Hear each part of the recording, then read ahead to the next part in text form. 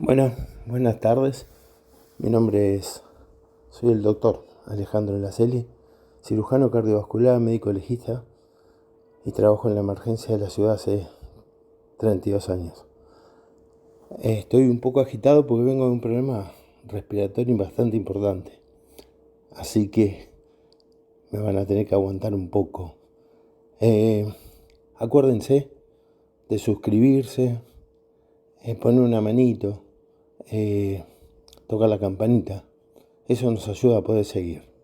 Hoy le voy a hablar de la segunda parte de nuestro equipo, que era la gestión de la información y comunicación en emergencias y desastres. El centro era la gestión de la comunicación e información y nosotros teníamos una planificación, ejecución, diagnóstico y la evaluación.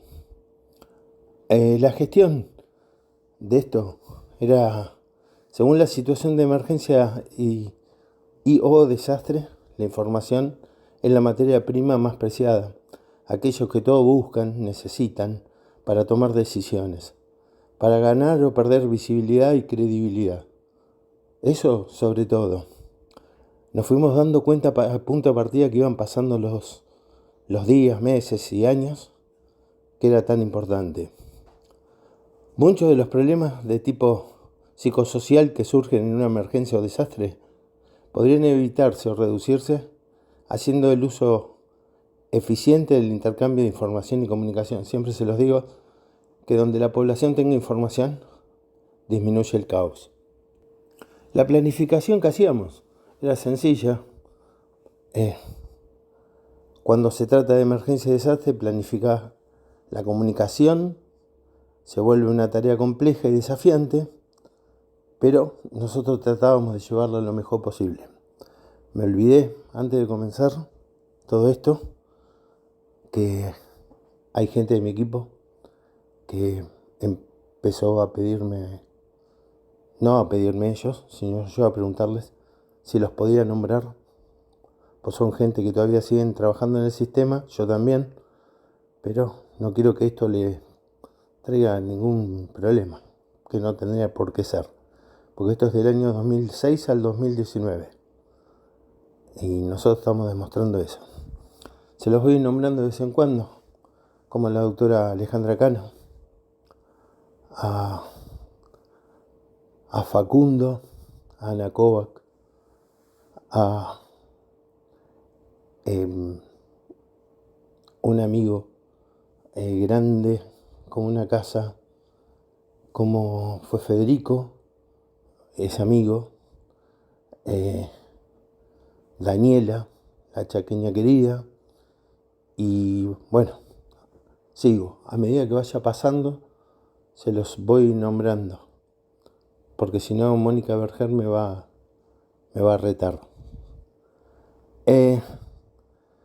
Incluida la compilación, sistematización, producción y divulgación de información que nos permitía la toma de decisiones y la movilización de los recursos que teníamos. Eso exige identificar fuentes y actores claves.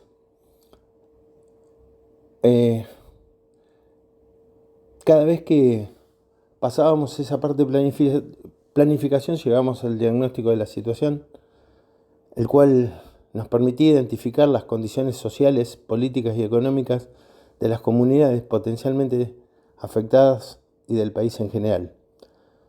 Se observa la situación del sector de salud, la información científica realizada con las amenazas y sus posibles efectos en el bienestar de las personas, las necesidades de la información y comunicación y las condiciones que teníamos pueden favorecer o dificultar el proceso de comunicación. En relación al sector de salud del sistema, el diagnóstico tiene que ver con conocer la disponibilidad de la infraestructura, cobertura y recursos humanos que teníamos para la respuesta de estas emergencias. El seguimiento y evaluación era un instrumento que era para determinar la efectividad, como les he dicho en otras clases, que hablábamos de eficacia, eficacia y efectividad. Acá la evaluación era para la efectividad, para determinar cómo proveer la retroalimentación nueva acerca del impacto, la recepción y compresión de los mensajes que teníamos. Yo siempre agradezco a la central operativa, comandada por otra amiga, una gran amiga que era Claudia De Vita, y a todas las chicas que en ese momento ahora son supervisoras y trabajaban en la radio, y ellas nunca tenían problema en darnos un apoyo para que nosotros tengamos todo. Siempre lo voy a aclarar y nunca me voy a cansar. La planificación de la comunicación y la gestión de la información para nosotros era el punto de partida para decidir qué y cómo se iba a comunicar eso, hacia quiénes se dirigen los mensajes, a través de qué medios y en qué contexto. Por supuesto que eso siempre lo dirigía el director general del SAME. Y el equipo se encarga de la planificación de sus tareas en cada una de las fases de un evento con víctimas múltiples. Además, se encarga de su planificación en prevención, es decir, en el antes y, como yo le dije, en el nuevo antes, porque nos preparábamos para la próxima, porque siempre hay un antes, un durante y un después.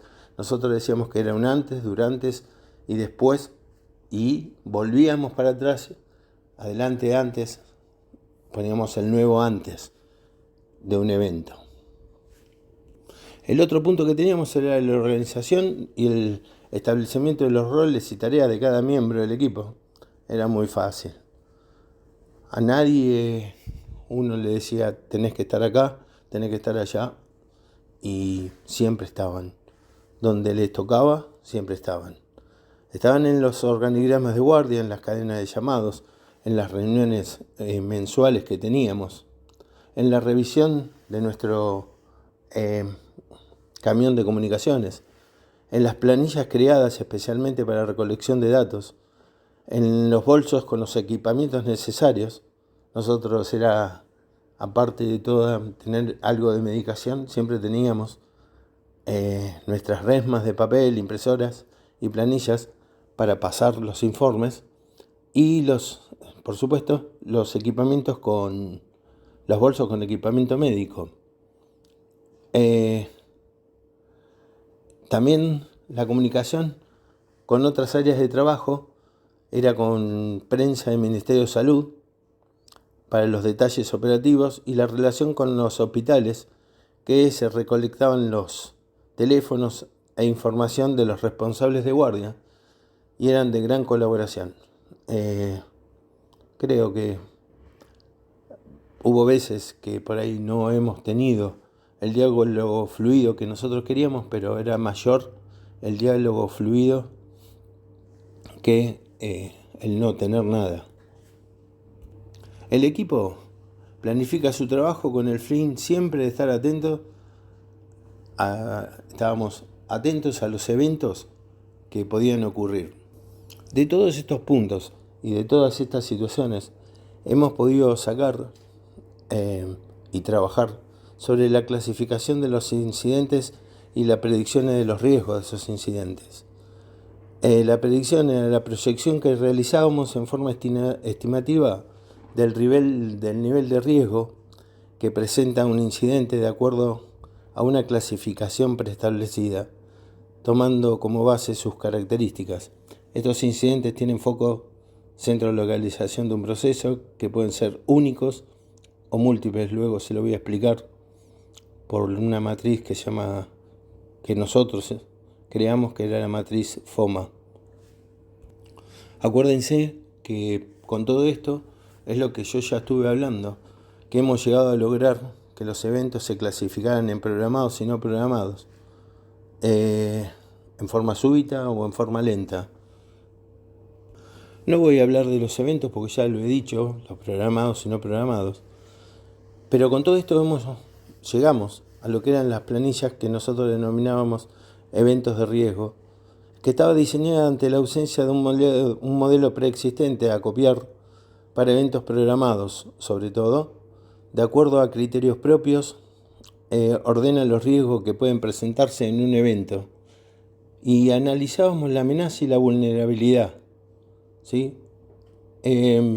Dentro de las amenazas teníamos siempre, cuando eran programados, les dije, siempre pensábamos en el clima, violencia, concentración de gente, vías de acceso y tiempo de evolución. Las vías de acceso era tanto para cuando entrábamos, para cuando tenían que salir nuestros compañeros, los choferes, que sea todo mucho más sencillo, porque muchas veces tuvieron que pegar la vuelta y seguir con el trabajo. La vulnerabilidad era la edad de los pacientes, las patologías previas, alteraciones de conducta. Todo eso estaba numerado, tenía un número, no importa hoy, y nosotros ahí sacábamos un riesgo total de lo que podía suceder.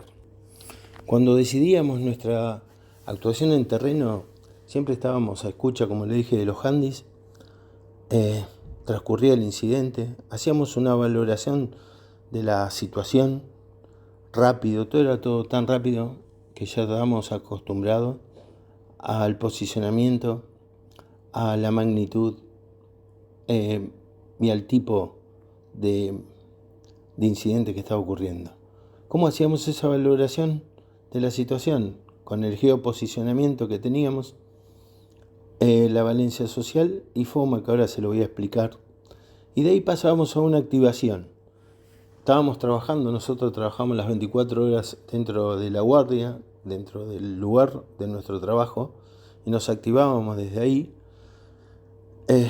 Nos íbamos al lugar, a los hospitales. Si estábamos varios, cada uno tomaba un lugar diferente para ir. Y después el EQUES se dirigía hacia el lugar del incidente, a recolectar que hacíamos la información, pero también trabajábamos junto a nuestros compañeros que había veces que nos necesitaban, y dejábamos de hacer lo de el equipo de comunicación y pasábamos a trabajar. Muchas veces logramos hacer una buena consolidación de la información, la cual se evaluaba, se pasaba a prensa y siempre lográbamos lo que siempre le dijimos: la efectividad, la eficiencia y la eficacia. También con una muy buena información lográbamos que también decíamos la desinformación, desesperanza de los pacientes, y disminuíamos el caos. Nuestra actuación se remite a cuando la misión era relevar información de los eventos con víctimas múltiples debido al incremento de esa necesidad de información que nosotros necesitábamos sobre los incidentes que ocurren en la ciudad de Buenos Aires.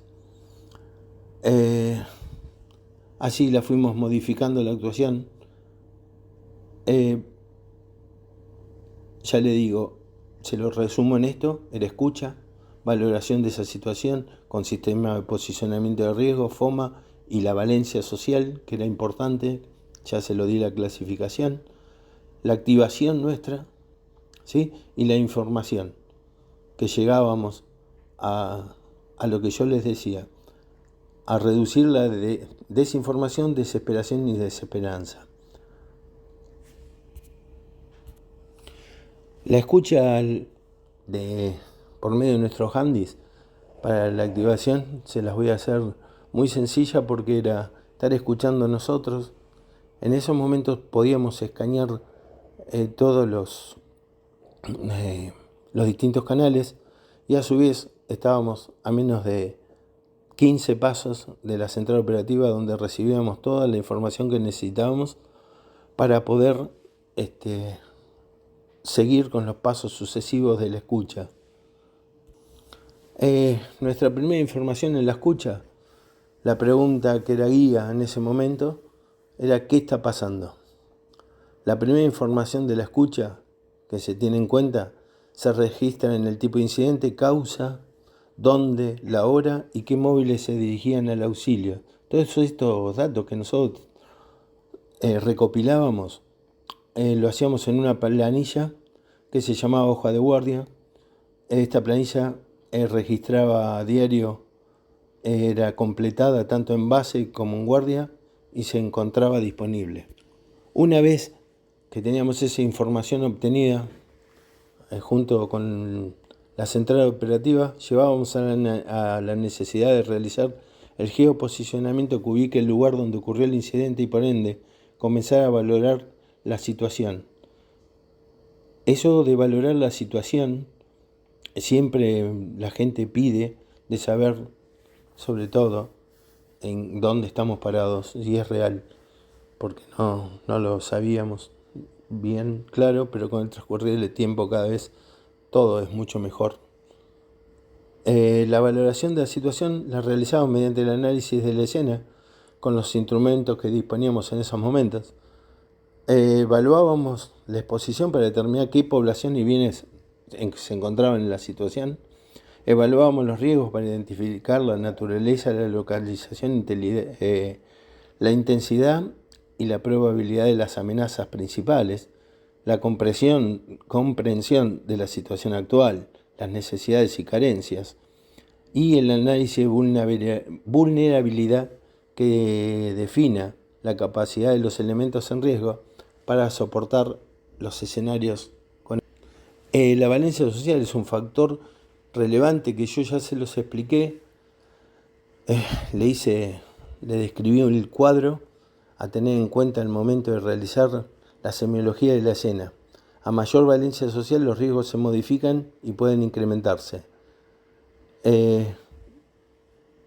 Siempre teníamos que tener en claro este cuadro de valencia social. Al que le sirva está a su disposición para que se lo pueda dar, que no tenga inconvenientes. Esa valencia social nosotros dijimos que la podíamos definir como alta o baja, teniendo en cuenta las siguientes variables. Primero, el escenario. Segundo, las víctimas, cantidad de víctimas. Segundo, el grupo de riesgo, si eran jóvenes, si eran adultos grandes, si eran bebés.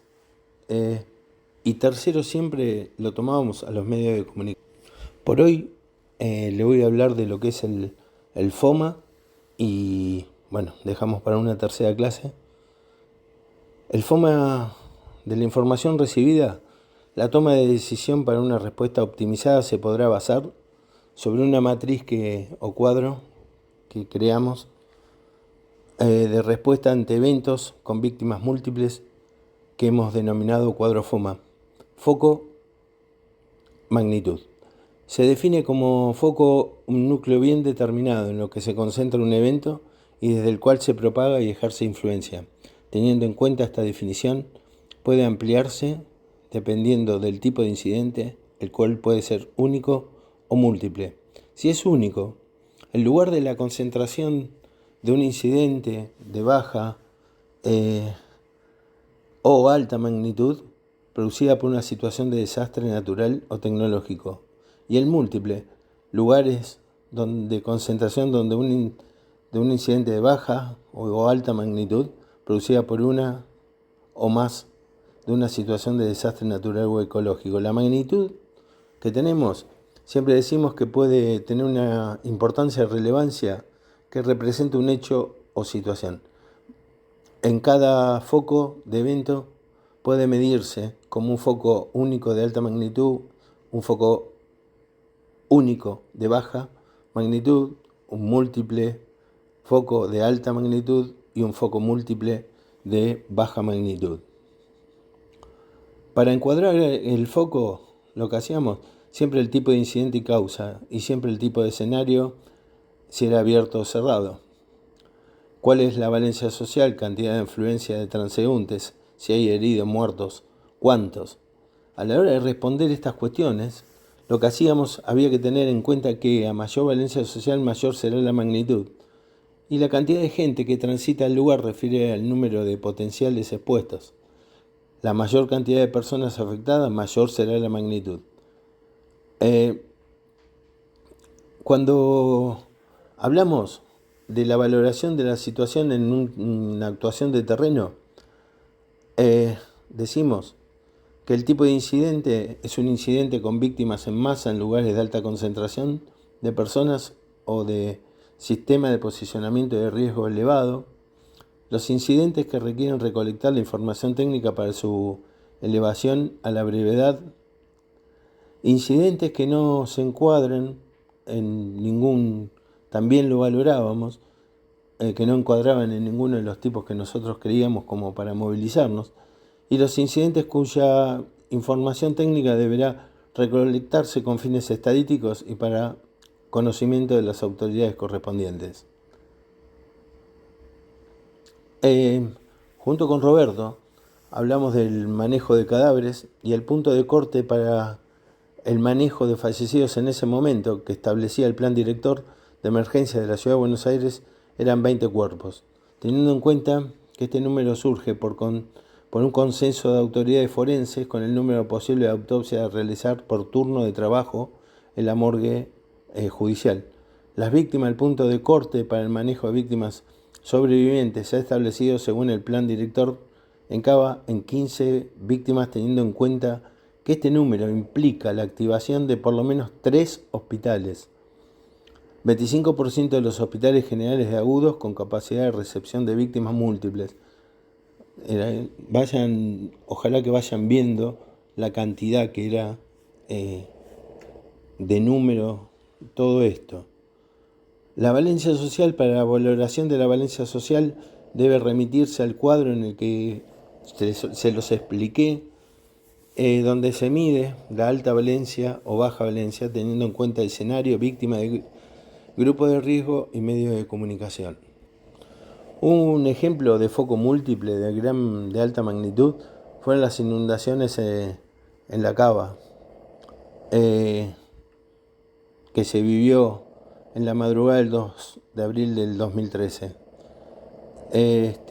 Un ejemplo de foco único de alta magnitud, el derrumbe del gimnasio en la calle Mendoza 5030, fue el 9 de agosto del 2010.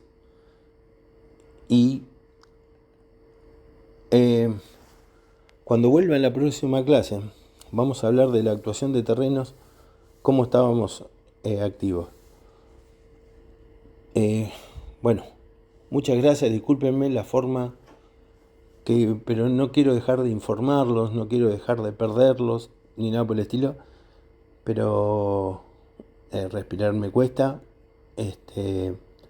y quiero seguir tratándolos de ayudar en todo. Ojalá tenga del otro lado la respuesta necesaria como para seguir con todo esto, y el entusiasmo que tengo no me lo va a sacar, no. Nadie. Ninguna persona me va a poder impedir seguir con lo que estoy haciendo, porque esto fue mi equipo, vuelvo a repetir, desde el año 2006 al año 2019. Gracias a la doctora Cascardo también y al doctor Rapizarda, que estuvieron conmigo desde un primer momento cuando nos eligieron para comenzar con este equipo. Bueno, me voy a tomar nada más que un minuto para ir agradeciéndole a algunos de todos los que trabajaron. Federico Escola, Paula Fernández, Lorelei Lucentini, Noelia Mas Llorens, Romina Olveira, Verónica Moro, Isabel Pasma, Vanina Palmitesta, Gonzalo Piasco, Pilar Rodríguez, Santiago Sanfilippo, Vero Sempio, una gran amiga Vero Sempio, Virginia Tadeo, Dani Taisidor, Nati Yulán, una de las primeras, gracias a Dios a Nati Yulán, no solamente la conocí ahí, sino en el hospital, desde practicante. Creo, me voy olvidando algunos, no sé si dije Alejandra Pater, Cintia Palamara, y todos ellos No son médicos, no voy a decir quién es médico y quién es administrativo, ni quién era técnico, ni quién era esto, no, nada de eso. Solamente quiero que los conozcan, quiero que sepan cómo nos ayudaban y nunca van a ser, siempre van a estar con nosotros. Y me faltaba Eligna Ferreira, que ahora está viviendo en Córdoba con su mujer. Eligna fue un grande, porque era grande de por sí, ya 2 metros, pero era un grande como persona.